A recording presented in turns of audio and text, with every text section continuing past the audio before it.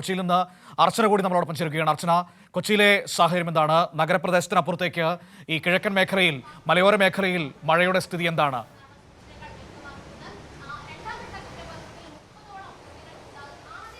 മനു, കൊച്ചിയിൽ എന്ന റെഡ് അലർട്ടാണ്. അതിശക്തമായ മഴയ്ക്കും ഒപ്പം കാറ്റിനും സാധ്യതയുണ്ടെന്ന മുന്നറിയിപ്പാണ് പ്രധാനമായും നൽകുന്നത്. അതേസമയം ഇടവിട്ട് രാവിലെ മുതൽ അതിശക്തമായ മഴ ഇപ്പോഴും കൊച്ചിയിൽ തുടർന്നുകൊണ്ടിരിക്കുകയാണ്. ഈ മുനമ്പം മേഖലയിലാണ് ഇപ്പോൾ കടലാക്രമണ ഭീഷണി അടക്കം നിലനിൽക്കുന്നത്. ഇവിടെ 100ഓളം വീടുകൾ ഇത്തരത്തിൽ കടലാക്രമണ ഭീഷണിയിലാണ്. ഇവരെ ഏത് സാഹചര്യത്തിലും ഇത്തരത്തിൽ മാറ്റാനുള്ള നടപടിക്രമങ്ങളെല്ലാം തന്നെ പൂർത്തിയായിട്ടുണ്ട്. എന്തായാലും ഇപ്പോൾ വീട്ടിലേക്ക് വെള്ളം കയറുന്ന സാഹചര്യത്തിലേക്ക് എത്തിയിട്ടില്ലെങ്കിൽ പോലും ശക്തമായ കടലാക്രമണം ഈ മുനമ്പം ഭാഗത്ത് ഉണ്ട് എന്നതാണ് ഏറ്റവും പ്രധാനപ്പെട്ടത്. ഇതുകൂടാതെ തന്നെ ഭൂതത്താൻകെട്ട് ഡാം അടക്കം തുറന്നിട്ടുണ്ട്. 7 ഷട്ടറുകളാണ് നിലവിൽ തുറന്നത്. പെരിയാറിൽ ഇത്തരത്തിൽ വെള്ളം കയറിയതിനെ തുടർന്നാണ് 7 ഷട്ടറുകൾ തുറന്നത്.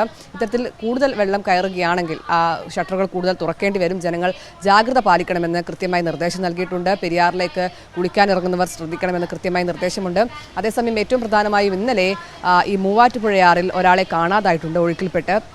ഇയാൾക്കായി ഇപ്പോഴും തിരച്ചിൽ തുടരുകയാണ്. ഇവരെ കണ്ടെത്താൻ കഴിഞ്ഞിട്ടില്ല.